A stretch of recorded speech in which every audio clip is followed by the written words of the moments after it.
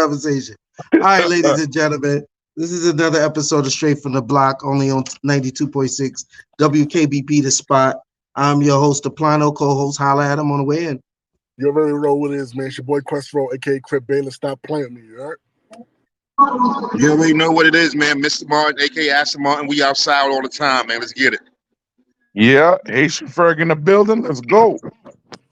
All right, ladies and gentlemen, listen, we are in the semifinals right now of the NBA playoffs, right? The Minnesota Timberwolves are up. The Minnesota Timberwolves are up 2-0 in that series. Real quick, let's go around the horn real quick and just check in. Is there anyone in here that thought Rudy Gobert should have played and missed the birth of his child? Nope. Nah, that's the birth of your child. You only get that. Only happens once a lifetime. I was more surprised that Rudy only got one. I think he got a whole lot of fatherless children running around the world, but that's neither here nor there. But his first child, you got to hold it down. But I feel like if Denver was leading the series 1-0, he would have played. But because Minnesota had the 1-0 lead, his teammates gave him the luxury to be with his family. Listen, once they stole one in Denver, the next game is, the goal is always just to steal one. But Denver didn't really, Minnesota didn't really need him for that second game because they handled their business regardless. Minnesota's defense looks freaking amazing. They frustrated Joker. It was a hell of a game. Let me play real quick. I want to play this clip and get you guys' opinion of what's being said. Confused at times. Do you see them losing confidence when the lead is sort of spiraling? No, not at all. It worked in our favor tonight, man. That's all that was. We made shots, they didn't. That's the defending champs over there, so they're not going to come out and play like that again in Game 3. We got to be ready to take their punch. And I always tell the team, like when we huddle up and Finchie say, we got to be ready to take their punch, I say, we're going to punch too. They're not the only one punching in the fight. So, yeah, just like that. They're not the only one that's going to come out punching. I don't give a damn if we go up 3-0 for the Game 4, we're going to come out punching too. So they got to be ready to take our punch, and we'll be ready to take their punch. But, yeah, I don't see no slippage in their games. They just missed shots tonight. They'll be ready to go Game 3, and we will be. Confused that time. So, you guys' thoughts on the post-game interview of Ant-Man? Talk your shit. To the victor belongs the spoils. You hear me? Ferg? Yeah, I got no problem with what he said. He's laser focused, and that's the attitude you got to have. I'm always for somebody getting punched. So I agree, man. Punch niggas in the face. But nah, he's right though. Like, I don't think Denver's gonna just, they're the defending champs. They're not gonna just take it lying down. You know what I'm saying? Like, it's gonna be a fight. It's going to 7. It's going to 7. I still think it's going to 7. Yeah, so I don't think it's going to 7. I don't think this is going to 7. And I'm gonna tell you, whatever I thought, the reason why they wasn't going to 7. I'm even more confident it's not going to 7 after watching this post game. Ferg, you hit it on the head. For that kid to be 22 years old and this focus on the next game and how the approach of him and his teammates go against the defending champs, man, I don't see too much of a slip up. When your 22-year-old leader, he's not even a vet. When your star is talking like that, oh man, the other team is in trouble. That's all I'm gonna say. Other team is in trouble. Can I say something? Go ahead. If Jason Tatum isn't careful, he's gonna be the guy. Because that's what Jason Tatum doesn't have. That. Whatever you call that. I don't know what the name of it is. I don't know what you describe it as, but whatever that is, that's what Jason Tatum doesn't have come crunch time, come difficulty. Ant-Man's not going to fold. Like he said, they're going to punch. I feel like when he says it, I believe it. When Tatum says it, he's trying to speak it into existence. It's different with Ant-Man. You know what it's called? It's called the Mamba mentality. You know who had that? Kobe Bean Bryant. Now, let me say something real quick. I'm sorry. I don't, matter of fact, go ahead, Kay. I know you probably got something to say. I'll wait till you finish saying what you're saying. Go ahead, Kay. Go ahead. The floor is yours. Listen, I mean, it's called an it factor. You know what I'm saying? It's called a killer instinct. Someone to call it Mamba mentality. But he got that. And one thing is to say it, but the next thing is to back it up. And he's been backing up with his play. You know what I'm saying? But I wouldn't be myself if I didn't give Cat a shout out.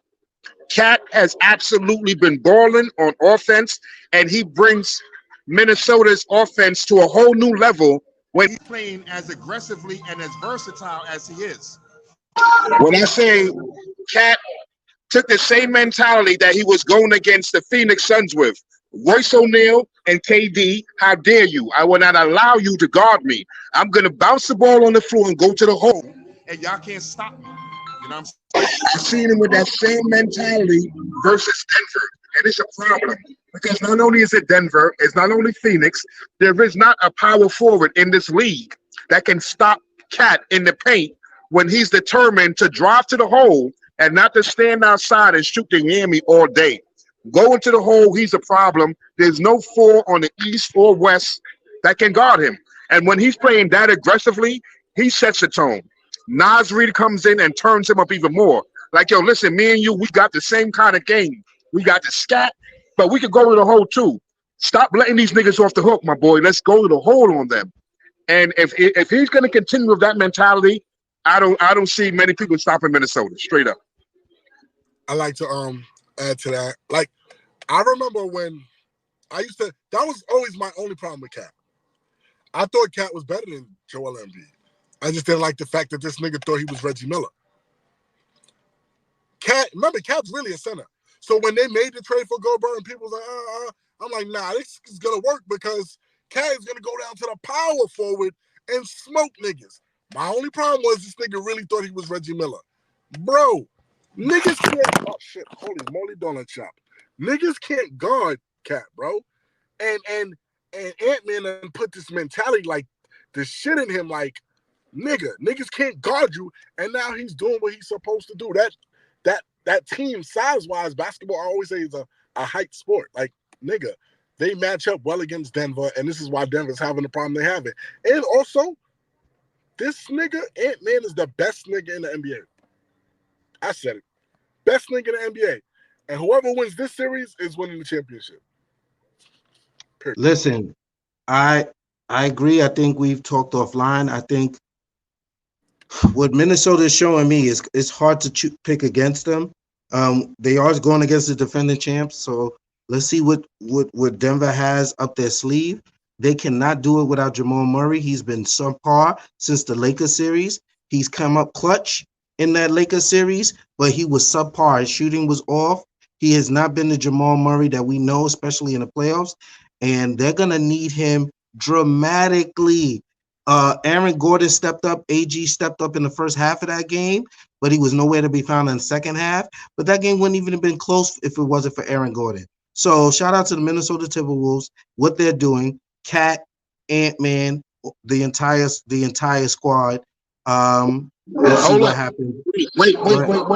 I got to do this. Everybody's talking about Jamal Murray having an off game. Jamal Murray was put in a straitjacket. All right. Nikhil Walker-Alexander. Remember that young man's name? He's having a coming out party so far in the postseason because he's playing that defense and he's hitting open shots. When you got him and Jaden McDaniels playing the style of defense that they've been playing, it's crazy. Like, it's not Jamal Murray's fault. The Minnesota Timberwolves have straight defenders on that man, and it's crazy. It's just crazy. I got to give credit to Minnesota's defenders. You know what I'm saying? For putting Jamal in that straitjacket and forcing him to have the off game that he's been having, the off series he's been having so far. Yes, but see, it's continuation because the Lakers didn't have that defense on him. and he wasn't shooting well. So I think this is more of a listen. Minnesota's defense is amazing, but Jamal Murray is not himself. And like I said, in order for them to have a chance at this series, he has to come out of whatever slump he's in currently. Let's move on to the next series, because Boston, the Cleveland Cavaliers, and the Boston Celtics are in the semifinals, and Boston Celtics handled their business versus the Cleveland Cavaliers, and they beat them 120-95. I don't see this series. I think this is going to be a sweep. The only way the Cavaliers get a game is if the Fro comes back. Right now, he's injured. And the Boston Celtics is without KP, Kristaps Porzingis. So if they get the Fro back, I can see them winning the game. But if not, this is going to mess around and be a sweep. 120-95, ladies and gentlemen. What's your thoughts on this series? I agree with you. Nothing about the Cavaliers scares me. It's they just don't have the right cast around Donovan Mitchell to really make noise come playoff time. They're a regular season team that, you know, when you don't have time to game plan for them, they can beat you.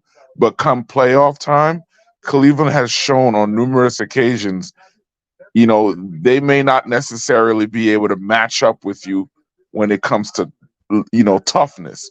Now, Orlando lost that series because Orlando was a young team. Orlando was the tougher team. They'll be back. I just don't see Cleveland winning a game. Boston's going to mop the floor with them, and Boston's going to be resting for a while to wait to see who comes out of the Knicks in the Indiana series. Okay. You sure? I was going to save you for last, but first things first, I want to give props to Orlando. The only reason why Orlando is home right now is because Franz Wagner had a brain fart in Game 7. Pablo came out, was balling, everybody was balling, but Franz Wagner went 1 for 15 and had 5 points. That is going to haunt him and is going to force him to be better. You know what I'm saying? Hopefully he's that type of guy where he can't sleep this summer. He works on his game, he works on his mentals, and he just comes back tougher next year because Orlando's a problem. As far as what Cleveland is about to do with Boston, they don't stand a chance without the Fro. Without the Fro, I'll give them one game. I'll give them one game, but it ain't happening without the Fro. The Fro is their difference maker. You know what I'm saying?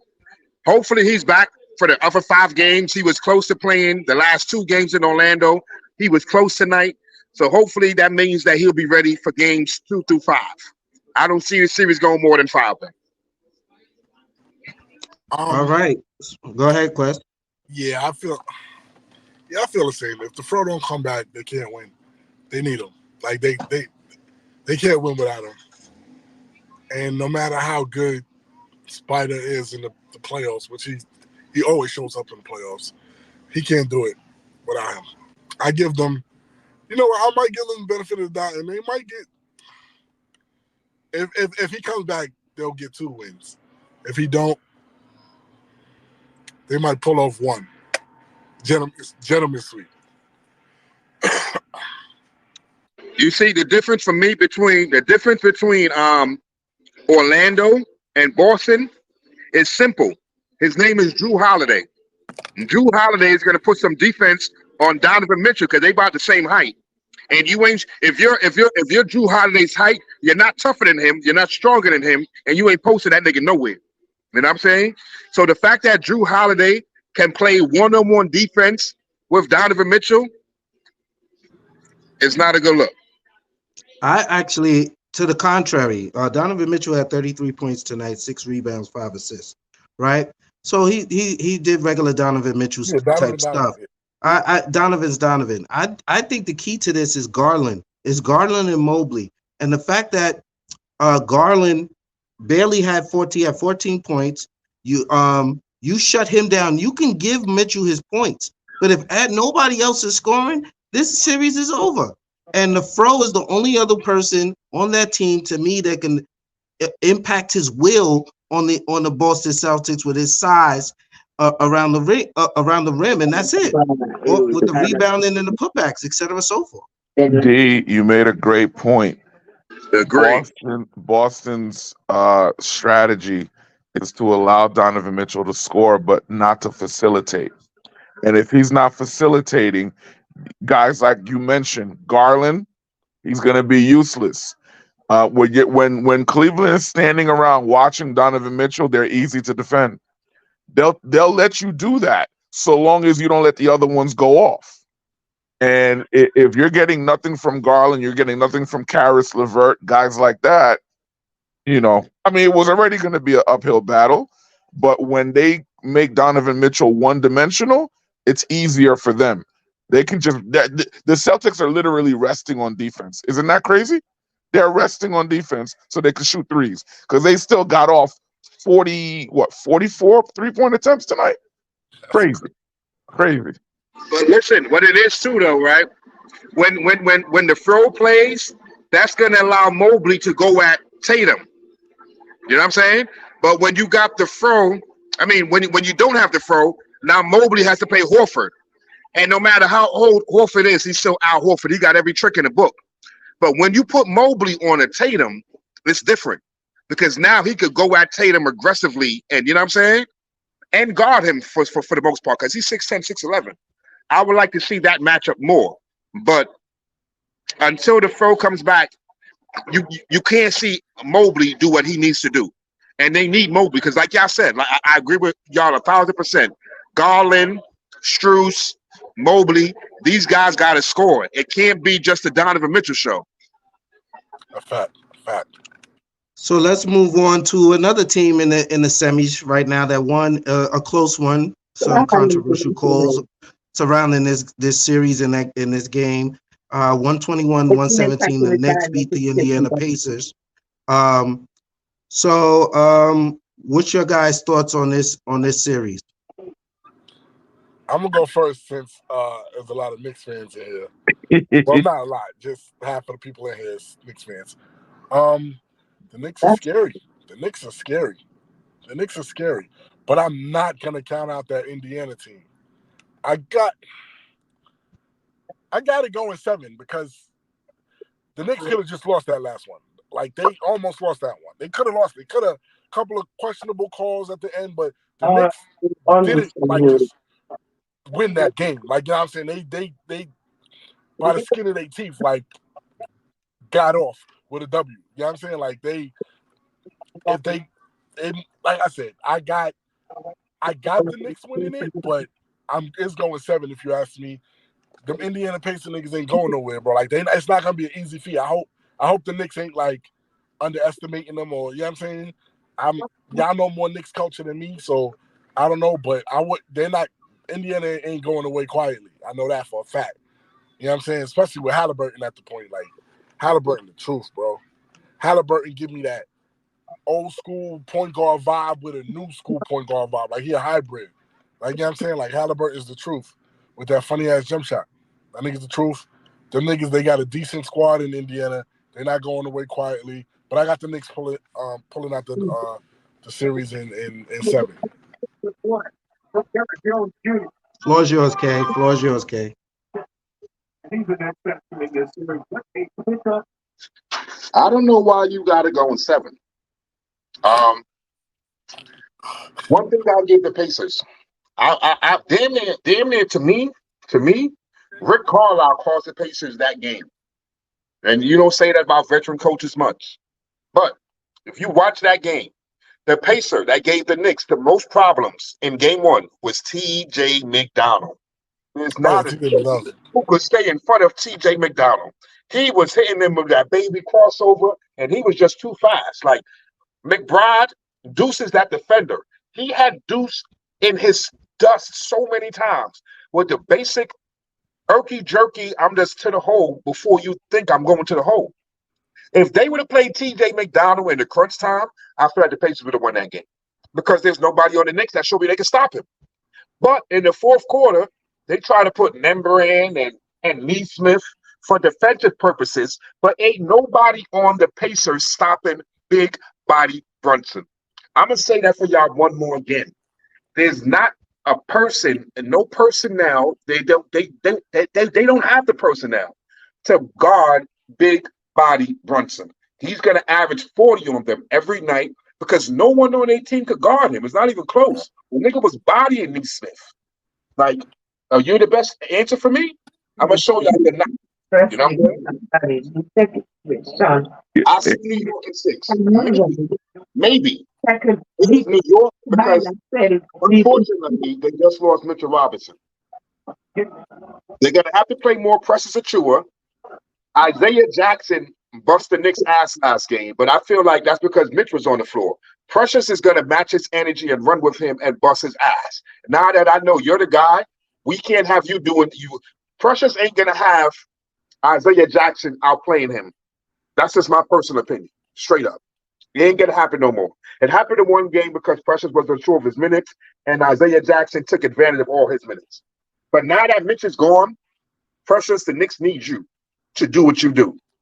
And please, I've been crying for this. I've been trying to preach it into existence. Tibbs, you need Burks. Tibbs, look at me. You need That's deep in the bench. Burks. He's a veteran. He's a playmaker. He's somebody besides Brunson that can actually create his own shot. He can score 8 points. He may not be the best defender. We don't give a fuck. But the Knicks need points. Ever since Bojan Bogdanovic, who was a crucial part of their bench, went down, they need points. You can't count on Deuce every single night to give you 10 to 15 points. If a shot is off, he ain't going to do it. It is what it is. Play Burks. Play Precious, New York in 6. Go ahead, Ferg. It's on you. I'm leaving it on you. Yeah. Here's the one thing that I saw in last night's game that was, I guess, concerning for the game, but not so much for the series. I don't see Indiana's bench dropping 45 points a game. I don't see that. And I also don't see us holding Tyrese Halliburton to 6 points a game either. So my thing is, we won that game playing the way we did. Now, that being said, I don't think Deuce McBride is going to be shut down for the whole series. Given that Mitch is out now, definitely I see Precious getting those minutes. We're short bodies. I think Deuce's performance will dictate whether or not Burks gets minutes. I could see the point for Burks getting minutes, but the thing is, if he's out there and he's not defending, they're going to pull him. They're going to pull him. Because the thing is, and as you saw in the second half, the way you beat Indiana is by slowing the pace down. You slow the pace down by crashing the offensive rebounds. You slow the pace down by getting the defensive rebounds, and you make them defend in the half court. The Knicks won that game in the half court because all Indiana wants to do is run. And if you notice, when Obi was on the floor, they were running us out of the gym. The problem is you can't play Obi in the fourth because he's not going to defend and he's not going to rebound. So it makes it very difficult for Rick Carlisle to keep certain lineups on the floor depending on who we got going. Now, I like Knicks in 6 because I do think that given the pace of play, Indiana might just have a couple of games where they run you out the gym. But physically, I think we have the guys to beat them up where, we could beat them on the physical side. But I still think Knicks in 6. All right, so let me close it out. We all saw the same game. But Wait. You want to talk about this series yet? I ain't hear the road talk about it. No, the road went first. He went first. The road went first because he knew the last two was Knick fans. My bad. No, that's cool. So realistically, the Knicks were able to run with them. I think a lot of what the Knicks did well, yesterday was rebound, as Ferg said, but we also pushed the ball. So I think the fast pace and is fine because I think the Knicks can keep up with that. I just think we need to play a deeper rotation in order to do that for 48 minutes. I've been pushing for Burks to get some more time and Achua. I don't even care if Shake Milton gets some time, but if the other guys like McBride is not scoring, which sometimes he falls in love with the three-point shot, I just wish he, use his entire game arsenal to his advantage. Just doesn't fall in love with the three-point shot. But McBride will be fine. This was an off game. He was due for one because he had a great series versus Philly. So he was due for one bad game. I don't think it's going to continue, but we do need Burks. This is not going to be a defensive series. So the truth of the matter is, whatever we're lacking from Burks defensively, we can survive as long as he's hitting shots. So they'll be first one to 100 plus is going to win this series, this game every time. First one to 100. DiVincenzo is going to find his shot. I think we're going to be good. I think we'll win in 6. But Ferg was absolutely correct. The only thing I disagree with you on Ferg is they lead the league in bench scoring. So at 40, it was about at 43 to 44 points off the bench, league scoring. So I don't think that's really going to go anywhere. I just feel like if we find a way to shut down one of the main guys, we'll be fine. And it ain't going to be Halliburton the rest of the series, but it could be one of the other guys. It may be Toppin or maybe your man Spicy P.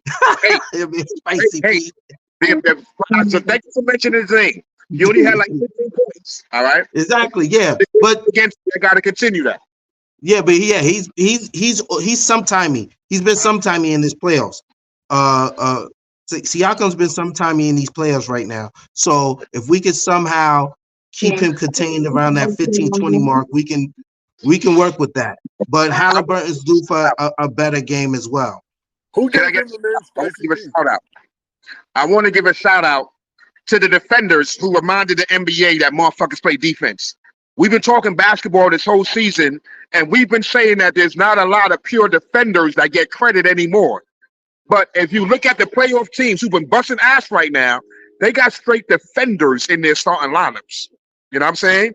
The Dallas Mavericks. Shout out to Derrick Jones Jr. That ball be in people's pockets. It's hard to score on him. Let's go to OKC. Shout out to Luke Dort. Dort had such defense on Brandon Ingram. He made Brandon Ingram look like a scrub, but he was just in his skin. Jaden McDaniels for the Minnesota Vikings. Play that Timberwolves. No. He played part-time for the Vikings too. Denver, you got KCP that played that defense. You got AG that played that defense. On Boston, you got Drew Holiday that played that defense. You know what I'm saying to you? It's like the defensive stoppers are making a name for themselves in this playoffs because they are showing you we are an integral part to our team. Shout out to them boys that focus on defense. I ain't see defenders locked down players like this since Damian Bruce Bowen and Tayshaun Prince when hand checking was allowed. Yeah. Thank y'all for reminding us that defense can be played in the NBA. Even with the rules, you can get into your defender. It's a mentality. It's a mentality. Playing defense and getting inside the next man's skin is a mentality. Shout out to the boys that's been out there doing that damn thing. You hear me? Yeah, I respect it. So as we speak, on to the next series. Wait. I can't speak about them players. For the Knicks, Josh Hart. Yo, what would the Knicks be without Josh Hart? I watched Josh Hart. Josh Hart got to be the only player in the NBA that can play 48 minutes, go with 1,000% energy, and not get tired. Don't forget OG. He plays every minute of every game and doesn't slack any play at all. Offense or defense, he's giving you 1,000. Shout out to you. I want to also shout out Josh Hart, but for the same reason, but slightly different. Josh Hart's been in the league for quite some time. He's been in the league quite for some time, and he's never looked this good. To me, we know he could rebound, we know he could defend, but he's upped his game since becoming a Knick. And you're right, That's not true. he's been It's just invaluable to us. that's Invaluable. not true. The Knicks just gave him a shot. He was decent when I'm in LA. They He just he didn't was give him a always shot. Yeah, they just Quest didn't is give him a right. shot. I think he's also playing for the perfect coach. It's like he's a Tibbs guy through and through. He's everything that Tibbs wants in a ball player. He's a ball mover. He's a defensive rebounder. He's an offensive rebounder. He's a pit bull. He's everything that a Tibbs guy would be. And Anobi might be a little bit more refined, but Hart is that dog. That's the dog that You know what Hart is for the Knicks? Besides Brunson, he's like the most comfortable person to bring up the ball for the Knicks. yes. And He you goes see, coast to coast, he'll attack the rim and go coast to coast or kick out every single time. He's going to kick out to the right player or yep, go coast to coast. But when Brunson goes to the bench, Hart is damn near the point guard. And it's yep. crazy. But It's you crazy. know, there's times even when Brunson's on the court, when they're blitzing Brunson on the inbound pass, they just let Josh walk off the ball, and he gets him into the offensive set. He's like a legit Swiss Army knife. He would never Great. look this good without his Villanova teammates. I'm sorry. I'm That's sorry. good. That's a I've good seen point. him play everywhere else in the league, from Portland to here to there. He's been a good role player, but he's never been. Nobody has had this much confidence in him. The confidence that the big Ragu and Jalen Brunson have in Josh Hart goes 1,000%. The confidence that Tibbs has in him, his teammates have in him, I just he said ain't that. getting it anywhere else. The fact that those three players won championships together in Villanova, it shows on the Knicks right now. Let me ask you a question. Would you agree if I said Jalen Brunson may be the most valuable, but Josh Hart is the most important? Guaranteed. Guaranteed. Guaranteed. Look, Josh Hart averages 12.7 rebounds. That's crazy. 12.4 rebounds, and he's 6'4". The only person 6'4". in NBA history that averaged more rebounds at the height of 6'4" is Paul Millsap. Now, I just told y'all that Paul Millsap and Josh Hart is the same size. Let that sink in. That's crazy. Let that sink in. Millsap You couldn't pay me to believe Paul Millsap was 6'4". But Yeah, Barkley, Paul Millsap wasn't a 6'4" Barkley's 6'4" too. Barkley 6'4", yeah. Barkley was Millsap is not lifted a at 6'4", 6'7". Barkley's 6'4". That's why I respect Josh Hart Barkley so is. much. Because, like I said, it's a Paul mentality. Millsap is not 6'4". It's a mentality. Josh Hart plays like I'm the biggest nigga on the floor. He reminds me of Westbrook, my favorite player. So y'all see the comparison. Josh Hart, Russell Westbrook. It's a mentality. I'm the biggest man on the floor. You don't want that rebound more than I do. And you can't jump higher than me, my nigga. He damn near rebounds like Rodman. He knows where the ball is going before you do. And he's following that shit. And he's jumping up like he just wants it more. Straight up. So yes, like I said, the other game that's going on right now, currently, the last of the semifinal games is the Dallas Mavericks versus the Oklahoma City Thunder. Dallas finished off the Clippers this weekend, unfortunately, and now they're in the semifinals versus the Thunder. What are your thoughts on this series? Who do y'all guys have coming out of this series? Man, fuck Dallas. I don't know, bro. It may not be a popular opinion. I like Dallas in this series, bro. I like the defenders that Dallas can throw at Shea Gilgeous. I like the fact that Dallas has two elite facilitators, elite shot creators, and when OKC decides that they want to bog down the game defensively, Luka can get you a shot, Kyrie can get you a shot. Both of those guys are unguardable. And shot creation come playoff time comes at a premium, and Dallas can defend and they can rebound. Since they made the trade for Gafford, their defensive presence has completely changed, which is how they got themselves out of the play-in. OKC's been coasting, the entire season. They haven't been challenged yet. You understand? And I personally think if Zion was healthy, that series doesn't go the way it did. Not saying that OKC wouldn't have won, but it wouldn't have been as easy as it was for them. I'm picking Dallas. I'm picking Dallas in 7. Go ahead, Quest. Fuck Dallas. That's number one. That's how I'm starting out. But nah, I don't believe it yet. I think they're on a high right now, but I don't believe in Dallas. I don't believe it. Kyrie, Luka's great, but Luka be what I'm looking for. What's the word I'm looking for? Luka stinks it up a lot on the low, but because he takes so many shots, it kind of hides it. If that makes sense. Like Luka, Yes. but Luka's nice. I'm not trying to say like Luka's trash. I just don't believe Dallas got. I don't believe it. I got OKC. I got OKC in 6. The young boys, the arguable MVP of the league, and Shea. Yeah, nah. I'm not. I could be a little bitter. I might be a little. I am bitter. Fuck that. I'm bitter. I'm not jacking that.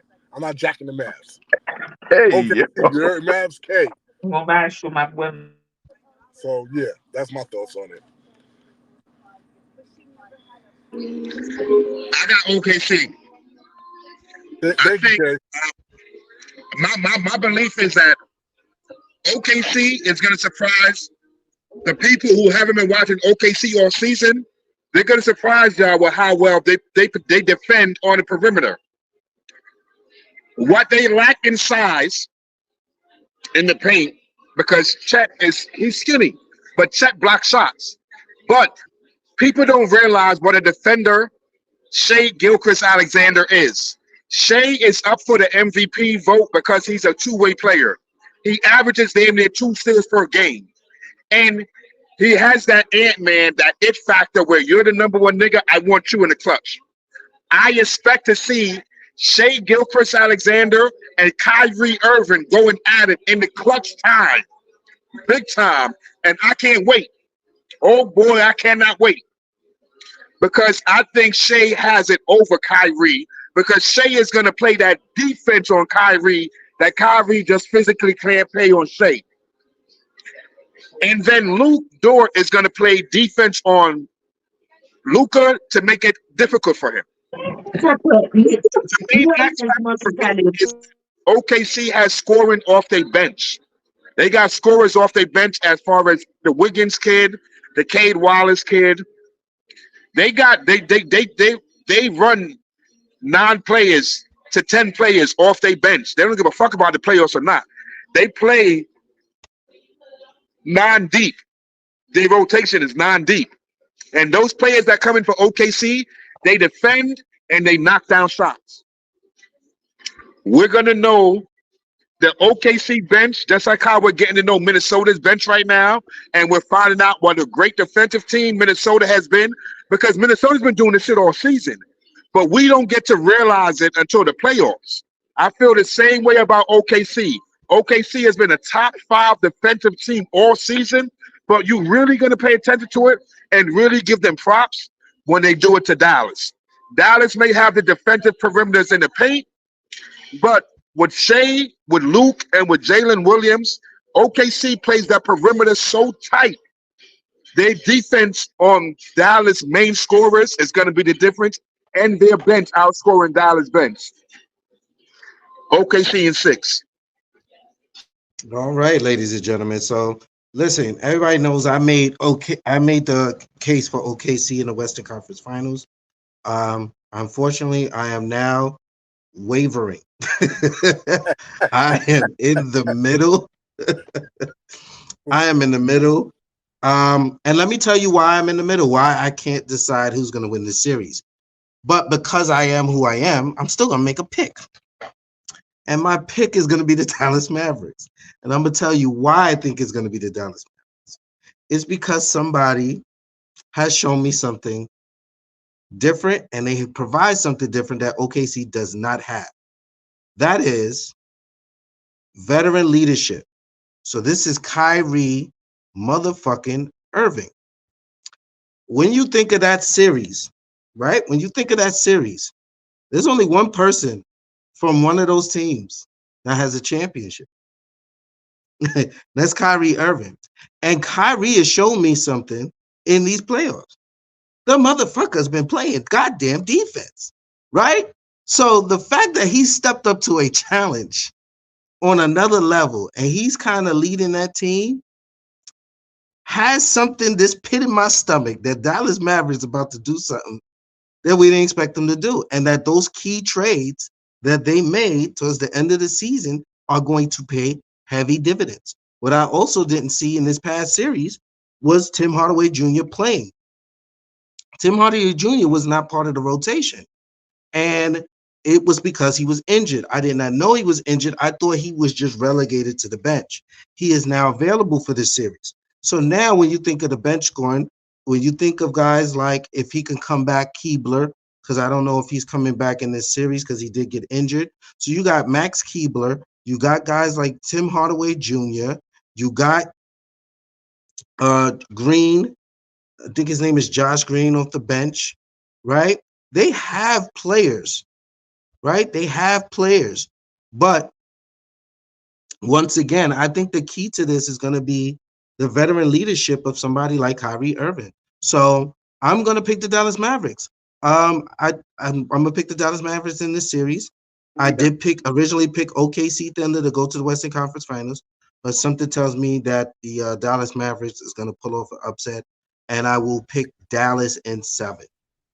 And I hate to say, I love Kyrie, bro. I swear I do.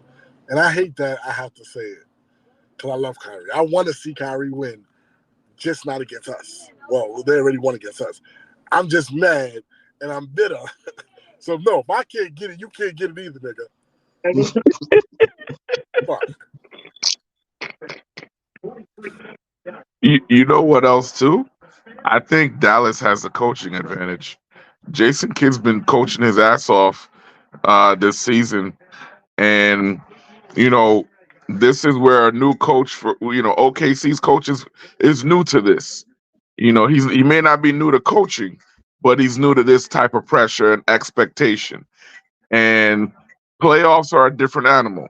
And let's just see which coach adjusts better throughout the series. And, we'll see. But I do think Dallas has the better coach. Hey, on that note, I want to remind you that Mark Dagnall was coach of the year this season. Which of the year? I know he was coach of the year. All I'm saying is I just don't think that we're giving Dallas enough credit because of the way they started the season. If Dallas was playing the way that they were playing during the second half throughout the entire season, they're up there in the top 2 and 3 as well.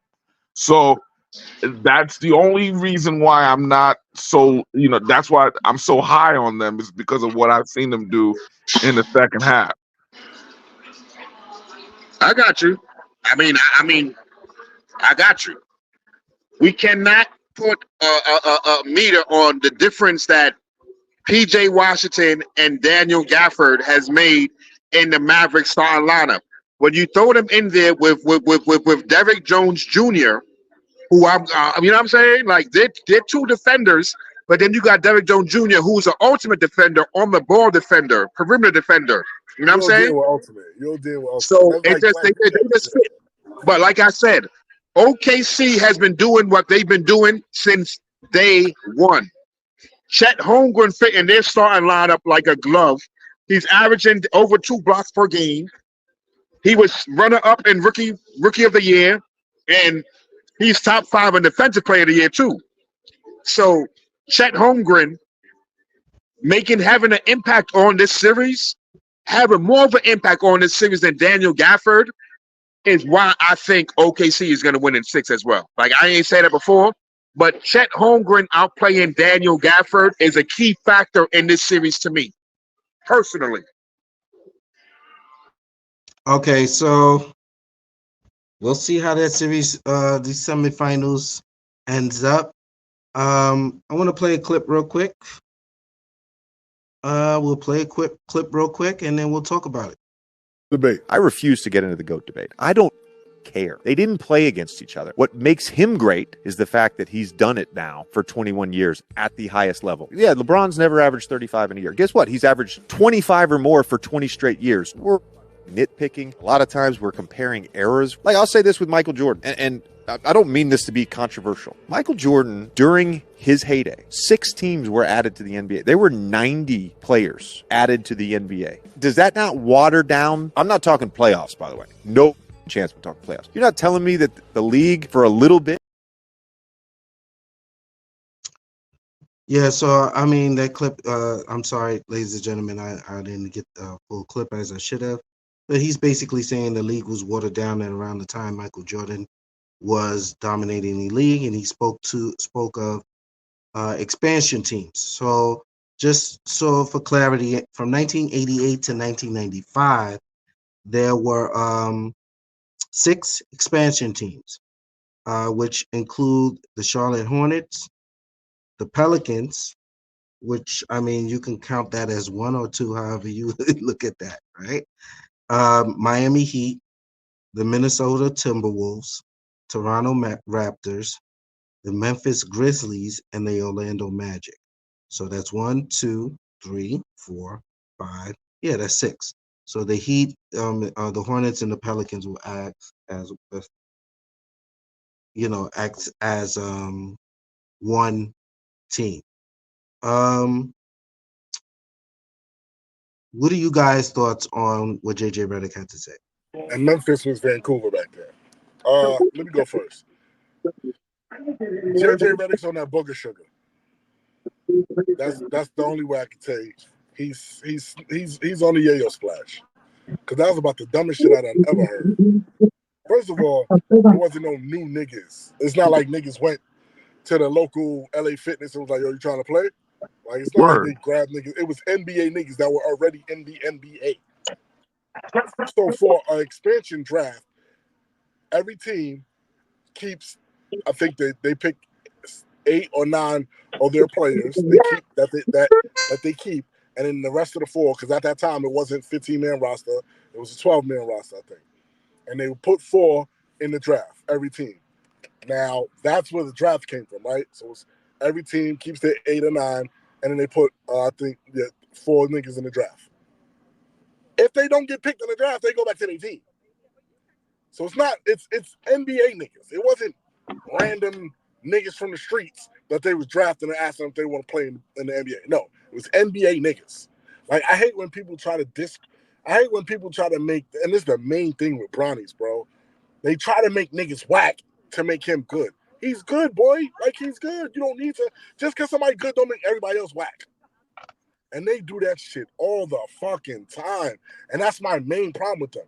He's good, but that don't make everybody else whack, bro. And then these teams, like, it's not like Jordan was still beating up on these teams or whatever.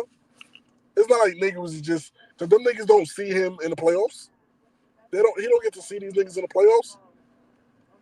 Like, niggas just they just be trying to discredit, like when niggas was talking about, oh, he was playing against plumbers. Nigga, these niggas was in the NBA. You know how many niggas try to make the NBA? I don't give a fuck what decade you trying to be in. Nigga, it's like a super small percentage of niggas that get in the NBA. So you can't be that trash if you're in the fucking NBA, bro. Like, niggas got to stop trying to discredit everybody else and make everybody seem whack to make LeBron seem so great, bro. That shit is trash. And JJ Redick is bugging the fuck out if he think that's the only reason why Michael Jordan was great was because he feel like niggas, the NBA was watered down. Man, listen, if we talk about watered down, we can get into it now and how this generation is watered down. But that's neither here, that's another show. But JJ Redick, he's sniffing his lunch. He wilding for respect. Listen, I'll tell you right now, the biggest thing for me, whenever they bring up this conversation, is the fact that LeBron has always played in the easier conference. He's always played in the easier conference. And Jordan played in the tougher conference. He had to go through the Pistons. He had to go through the Knicks. He always played in the tougher conference. And the fact still remains, if Jordan doesn't retire, they win 8 straight. Okay? They win 8 straight. They beaten Houston, and they're beating Houston both those times. So my whole thing is, people, and I agree with you, people need to stop discrediting that era of basketball, because they like to consider it like it was the goon era of basketball, like guys weren't skilled. I get it. The guys now are more skilled, but do you know what allows them to be more skilled? The fact that the rules are designed to allow them space. See, in the 90s, you could be as skilled as you wanted to be. You're not getting a layup. You're not getting a layup. Bro, you know how hard it is to keep in front of a nigga with just your feet, bro? Exactly. Like, the fact that you couldn't hand check. You know what I mean? There are so many, like, look, mind you, Jalen Brunson is a superstar in my opinion, right? I don't know that he's as effective in the 90s, because the amount of physicality that they would have been playing with, you know, the amount of hand checking. Think about how many steps Jalen Brunson gets before you can actually put a hand on him. Steph Curry, before you could put a hand on him. Kyrie, before you could put a hand on him. By the time you can actually touch them, they're already at the free throw line. Jordan was getting hand checked beyond the 3-point line. It's like, it's not even the same. It's not even the same game. They need to stop with this conversation. They really do. Real quick, I'm sorry. Now, you know I'm sorry, Ken. I'm gonna give you more in-depth details about it. All right. In 2004, the NBA canceled out hand checking. Okay, 2004. Michael Jordan retired from the league in 2003.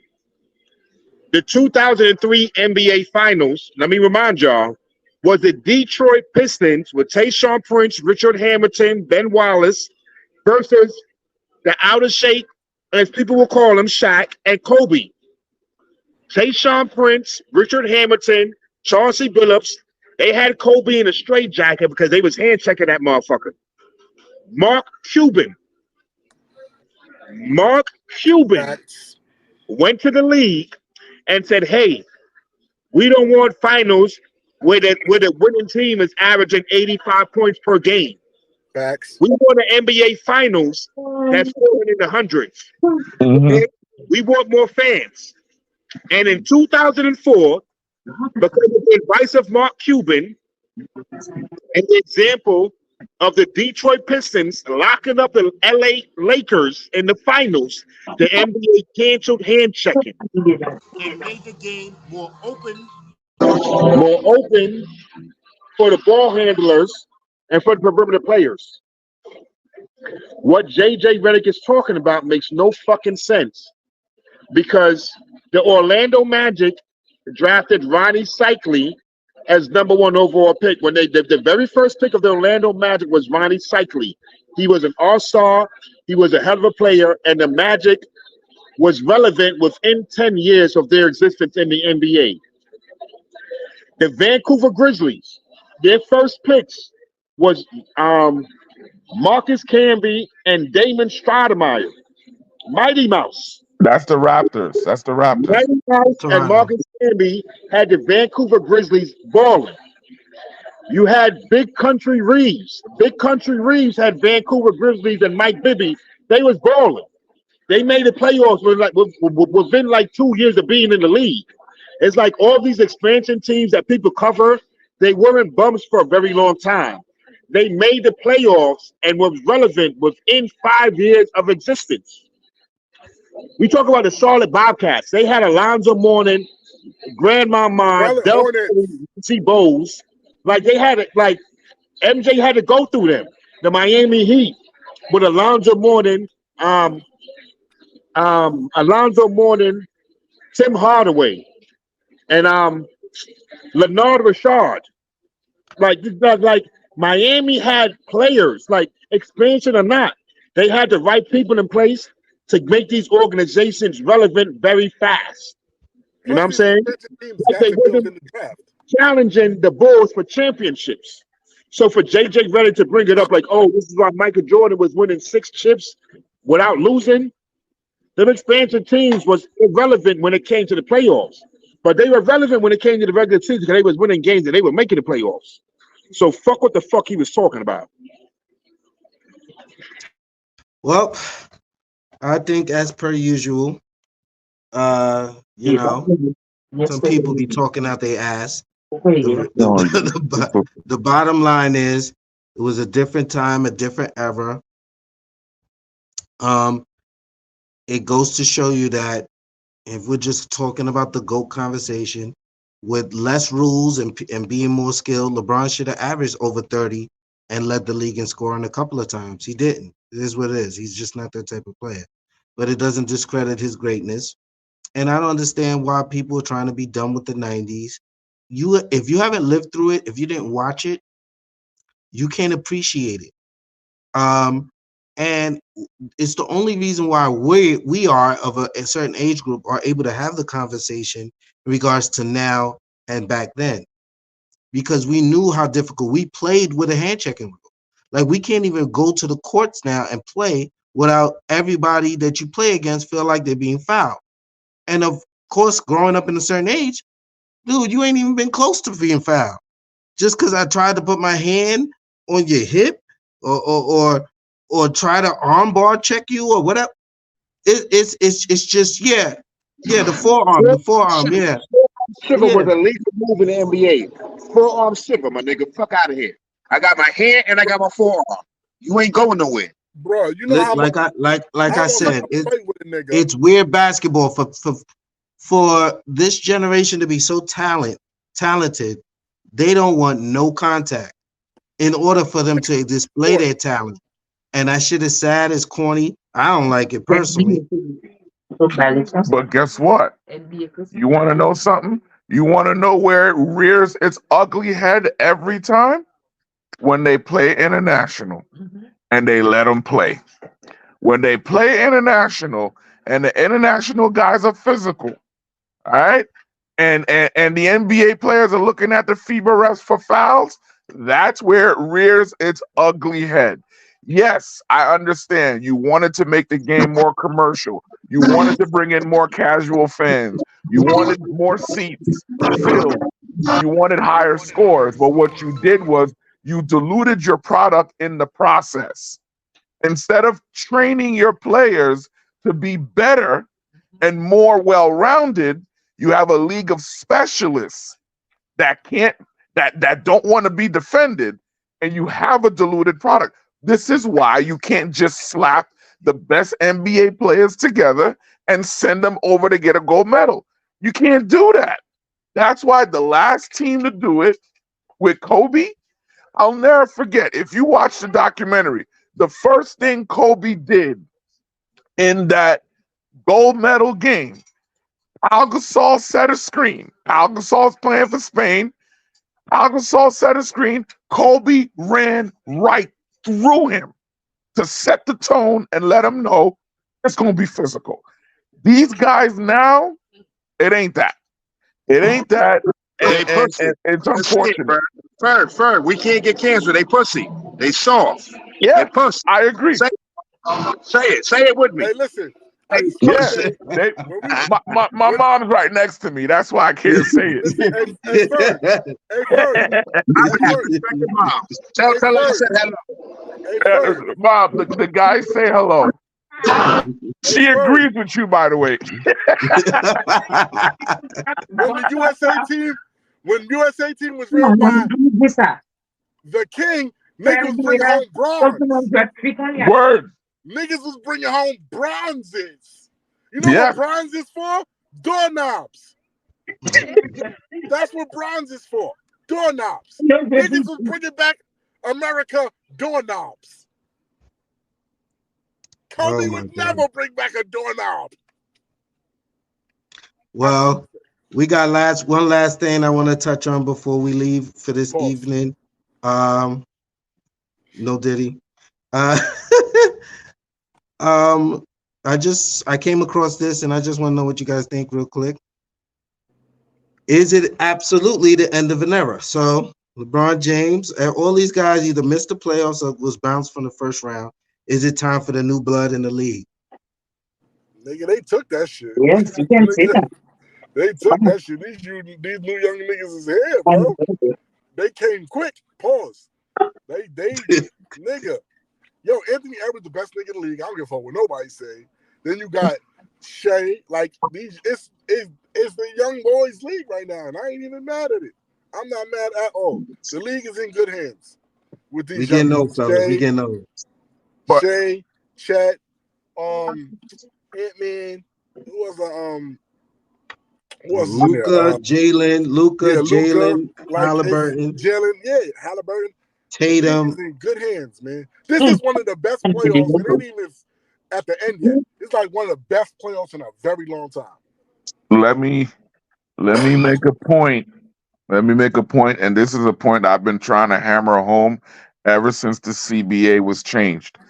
If you look at the teams that are left, and you look at how the salaries are dispersed, these are not teams that are loaded with supermax guys.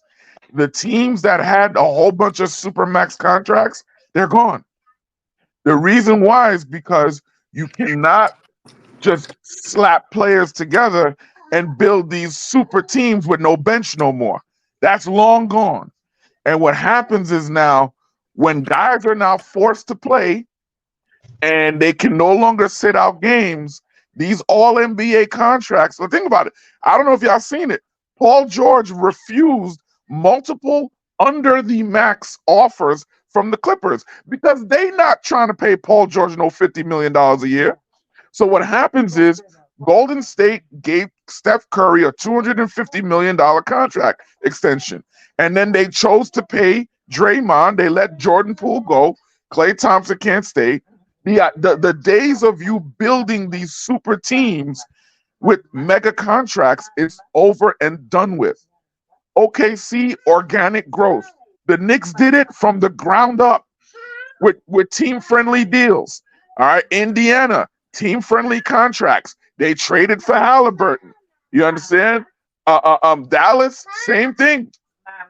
So what we got to consider now is there is a premium on building organically, and you're going to start to see teams like Minnesota where you just go in for that one more piece like a Gobert, and then now you're ready. And the thing is, teams like OKC, Minnesota, New York, Indiana, Dallas, the teams that are left right now are teams that are primed to compete over for the next 4 to 5 years based on their contract flexibility. So LeBron at $50 million a year, who's going to give him that? And what kind of team are you going to build? Once you pay LeBron and you pay AD, how are you filling out the rest of the team? You get what I'm saying? The era is over. And I'll tell you right now, the Clippers are going to clean house. Philadelphia is going to clean house. Tobias Harris at $40 million. $41 million. Tobias Harris had how many points in game 6? 2? He's a bum. Yo, I'm going to tell you something right now. And you could thank the Chris Pauls, the LeBron Jameses, and the Dwayne Wades. They negotiated these things into the CBA. The owners caught on.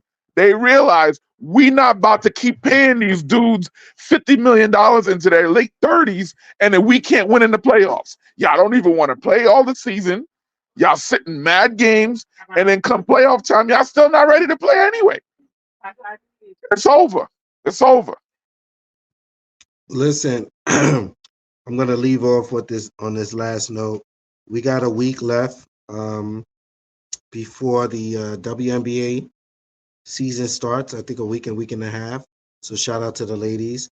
The Liberty did have a preseason game against the Chicago Sky. They lost 101-53, so it was almost a 50-point blowout. And in that game, I just want to shout out the Bayou Barbie and her 13 points, 5 rebounds in that game. Cardoso did not play. So we'll do that on the way out. This is another episode of Straight. Wait. Whoa. Can I just say one thing? I want to shout out that Cardoso was injured, and Cardoso will be playing for the Chicago Sky for a minute. And their first game together, her and Angel Reese was not televised. Right. I was just about You to had Angel Reese and Cardoso playing their first professional game together, and it wasn't televised. But you had the preseason game of Caitlin Clark televised. I told you. Did I not tell you she's the money train? Hold on. I'm trying not to. I'm not gonna play the race card. I just play the WNBA's dumb card. Like, I ain't gonna play the race card. They're just dumb. Like, why would you not have, like, this is why they're where they are, because they do it to themselves.